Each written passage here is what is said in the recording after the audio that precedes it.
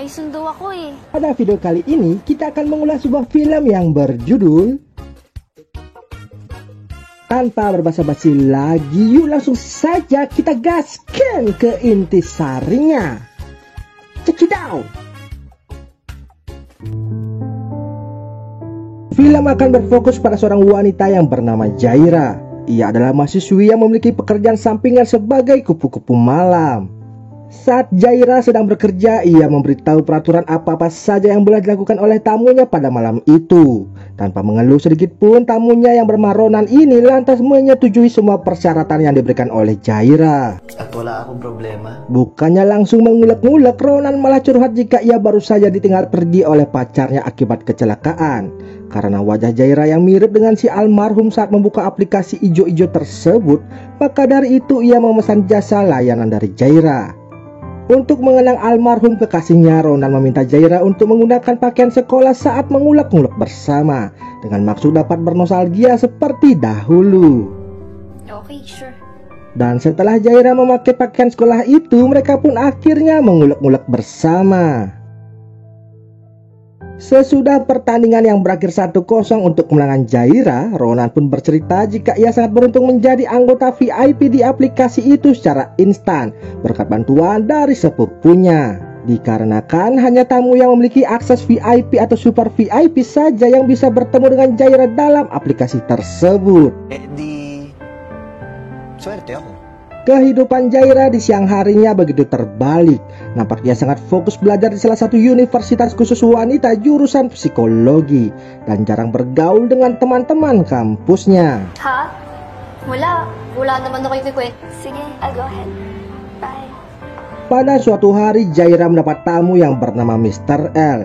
Namun Jaira ini menolak ajakan mengulek-ngulek bersama dikarenakan Mr. L mau mencetak gol tanpa menggunakan helm pengaman.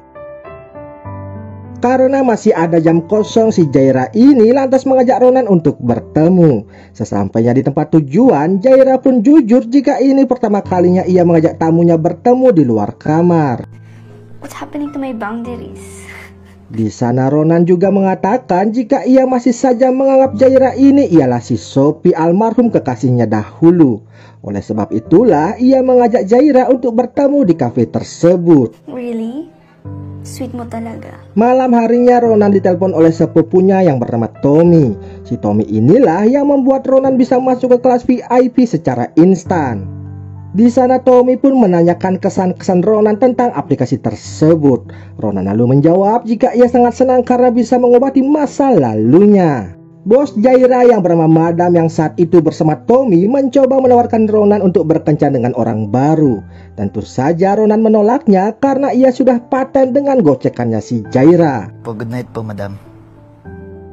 Hari demi hari hubungan Ronan dengan Jaira semakin dekat. Nampak mereka saling bertukar pesan, berlanjut telepon-teleponan hingga mengunjungi tempat tinggalnya si Ronan. Lalu ketika di rumah Ronan, Jaira menawarkan diri untuk menjadi Sophie agar mengobati kesedihannya si Ronan. Karena menurut ilmu psikologi yang dipelajari di kampus, bermain peran bisa mengobati luka hati dari seseorang. Oleh sebab itu, Jaira siap membantu Ronan dengan berperan menjadi Sophie. Psychology. Pada suatu hari, bos Jaira menghubunginya dan menanyakan kepada Jaira kenapa hanya mau menemui Ronan saja. Bahkan ia mendapat aduan dari Mr. L jika pertemuannya dibatal secara sepihak. Jaira langsung membela diri dengan mengatakan saat ia bertemu dengan Ronan, tamunya itu selalu meminta perpanjangan waktu sehingga ia tidak dapat menerima tamu lainnya. Sedangkan untuk kasus Mr. L, ia tidak mau meladeninya karena tamu itu tak mau menggunakan helm pengaman saat mengulek-ngulek bersama. Ia yang biasa protektif dan tertutup masalah urusan pribadi terhadap tamu-tamunya, kini mengizinkan Ronan lebih mendalam memasuki kehidupannya. Itu dikarenakan hubungan Jaira yang semakin dekat dengan Ronan yang tanpa ragu lagi, Jaira lantas mengajak Ronan untuk datang ke kosannya. Di sana, Jaira dibuat terkejut ketika Ronan menyatakan cintanya. Ia juga belakangan ini sudah move on dan tak menganggap Jaira ini sebagai si Sophie. I love you, Jaira. Jaira ternyata juga memiliki perasaan terhadap Ronan dan dalam percakapan itu, Ronan berjanji akan full menggunakan jasa Jaira hingga kontrak Jaira dengan si Madam ini berakhir. Lalu ketika sedang tidur, Jaira ditelepon oleh si Madam kembali. Di sana Madam mengatakan jika besok Jaira harus meladeni tamu super VIP. Namun Jaira di sana berdalih dan mengatakan telah ada janji dengan si Ronan. Mendengar hal itu membuat Madam menjadi emosi.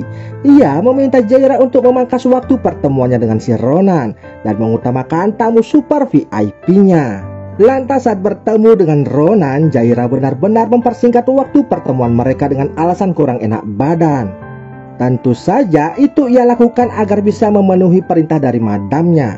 Lalu saat Ronan mengantar Jaira pulang, di saat itu juga Jaira langsung dijemput oleh mobil lainnya. Ronan yang tahu lantas menemui Jaira sepulang bertugas. Ia tampak kecewa dengan Jaira karena telah berbohong dan pergi dengan orang lain. Di sana Jaira langsung klarifikasi meluruskan apa yang sebenarnya terjadi. Jaira mengaku jika ia dipaksa oleh bosnya agar bertemu dengan tamu yang super penting. Dengan sedikit lapang dada, Ronan lantas memaklumi apa yang dilakukan oleh Jaira. Pinapatawad na kita. Kawawa ka naman. Lanjut cerita, tanpa disadari oleh Jaira, ia sedang dimata-matai oleh dua orang teman kampusnya karena mereka penasaran dengan kegiatan Jaira sepulang kuliah.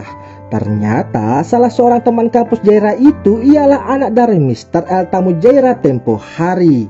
Ano pangalan ng classmate niyo ulit? Jaira.